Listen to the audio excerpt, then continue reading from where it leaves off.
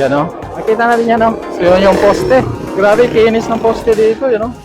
So yan po yung ginagawa nila mga poste dito sa loob.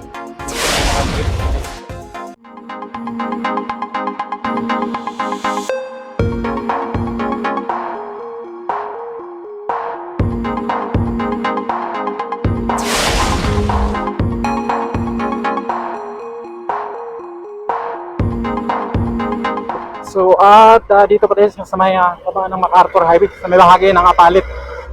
So diretso pa tayo ng San Fernando Station. Titignan natin kung ano sa stop. San Fernando. So makita natin mayroon pa mga jeep na bumabiyahe, no? Kasi ngayon ay transport strike. Strike yung mga jeep, mga pampasahero. Diba? Pero yung iba mayroong mang bumabiyahe. Yan o. Ito, kung makita nyo itong, naalala nyo itong building na to, itong bagong ginagawa na to, yan o.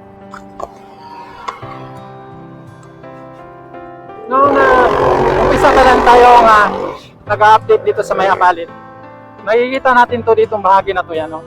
Ano yan eh? Palaisdaan yung hindi na parang iniwan na palaisdaan yung na bahagi na yan. Madamo yan dyan sa bahagi na yan. Ngayon ganyan na. Mayroon ng mall department store na itinatayo yan, matapos na matapos. So nakunan pa natin yan ng na naglalagay sila ng mga pundasyon. Umukusok-usok pa yung nilalagay nila dyan na pagbabao ng pundasyon na mga poste. Yan, so ngayon yan na. Tayo na yung semento. At yan kasi yung ginagawa nila yan ay mga bakal ginagamit nila yan. Dito tayo sa may bahagi ng Apalit. Ayan. So pupunta tayo ng San Fernando Station. So ngayon dito tayo sa may right of way ng PNR dito sa may bahagi ng San Fernando, Pampanga, no?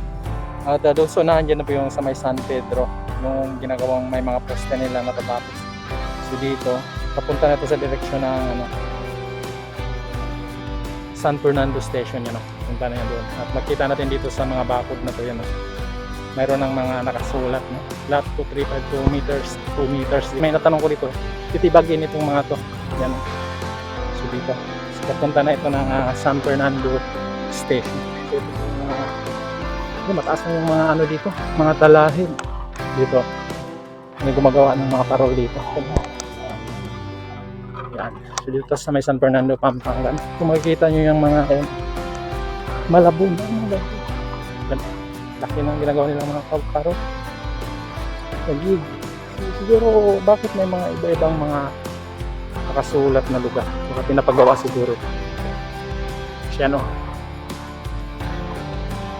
So, daming mga ano ba yan? Pato, baby. Yan. So sa direksyon na po ito ng papuntang San Fernando Station, no? So titignan natin yung San Fernando Station dito, kung ano ng development nila. Dahil ngayon ay transport strike. Marami rin mga estudyante yung mga walang pasok. Titignan natin yung development yan. So mataas yung matalahib na lang yung dito. Dahil nung nakunan din natin ito na nililinis na nila to, no? So ngayon mga talahib na lang yung andito. Tsaka yung ibang mga dingding dito may nakasulat na mga markings.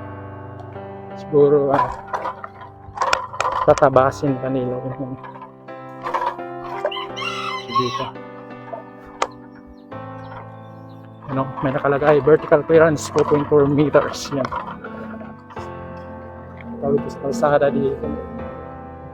Yan, nakalagay warning. So dito, ayan, parang may tinatambak sila dito bagong. So dyan sunahan, dyan na po yung may ilog kasi dyan tatawid ng ilog yung release na. So diretso yan, kalsada kasi dyan. Makikita na natin yung crane ng San Fernando Station, yun, crane nila. Tsaka yung mga ginagamit nilang equipment doon. Sama ito sa right of way ng PNR, yung kalsada na to. So diretso itong yan, tapos yan may kalsada din dyan. active to kalsada dito, maraming dumadaan dito. So, diretso na yan doon sa ilog. Silipin natin.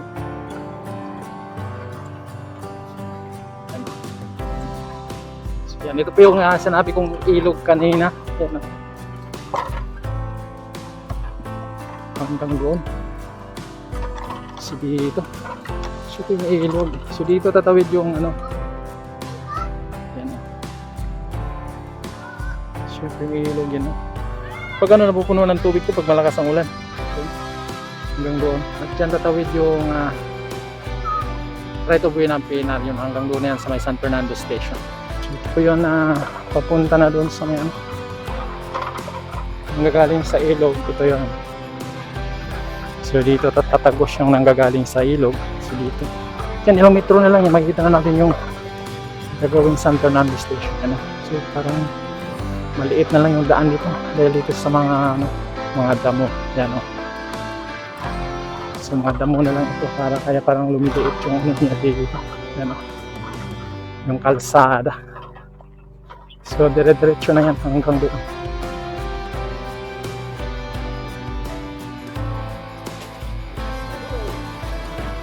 Yun.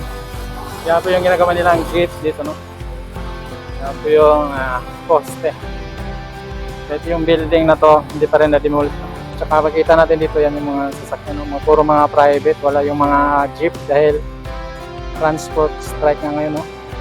At, walang pasok yung mga estudyante. Yan, no? So, ganyan po yung itsura dito ngayon.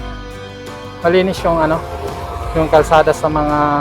Kasi dito, talagang to dito. Ayun, may pangilan-ilan pa lang pumapasok na mamasadang mga jeep. Yan. So dito nang galing po yung row ng PNR yan. So tatagos na yan, papunta doon. Yan po yung nila. So yung pinaka-gate nila. Kita natin yan, So yun yung poste. Grabe, kinis ng poste dito, So yan po yung ginagawa nila mga poste dito sa loob. Yan po yung pinaka-gate nila dito.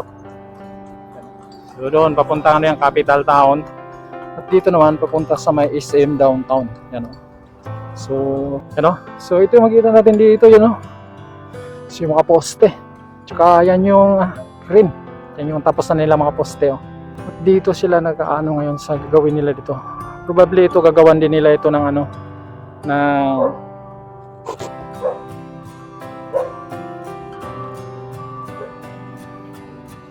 portal column. Portal column nilalagay nila dito.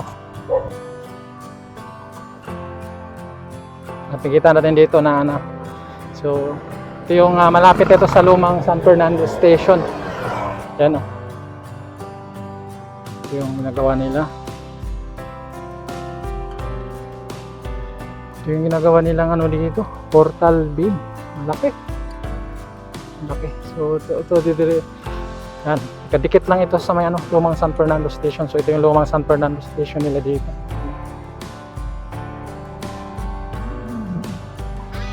Yan, stasyon nila ito. Mandyan pa rin yung mga buhangin. Nakalatag pa rin. So yan, dire-diretso na yan. So ongoing pa rin yung construction nila dito. So hanggang doon sa dulo na yan.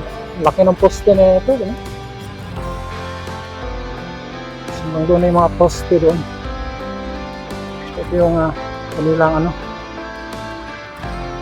tower crane, hanggang doon na yan. Ito nalaki pala ng mga per column nilalagay nito, yung mga bakal dito, yung laki, grabe. Tsaka doon sa may doon puro poste na yun doon sa unahan, doon sa may doon na sa unahan, dyan, hanggang dyan pa yung construction niya, may bakod kasi dyan. So ngayon dito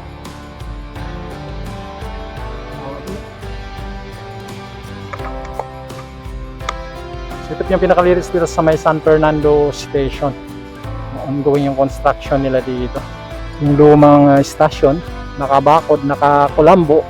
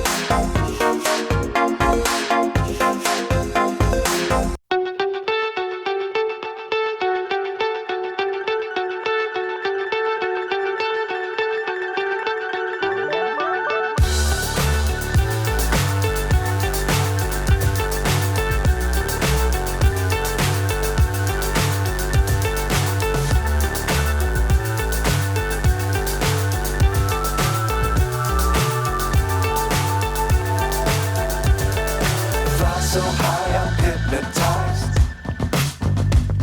What's up is down, what's left is right. Chasing stars and holding you. I can't see the end, but we'll see it through.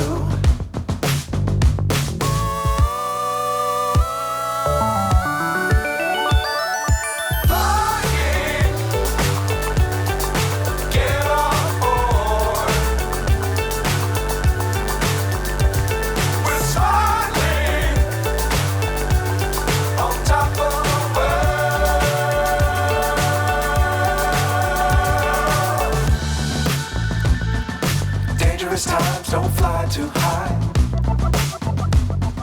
Be sure to keep the ground in sight. Fly forever if you keep it tight. Love the world but keep the sky on your mind.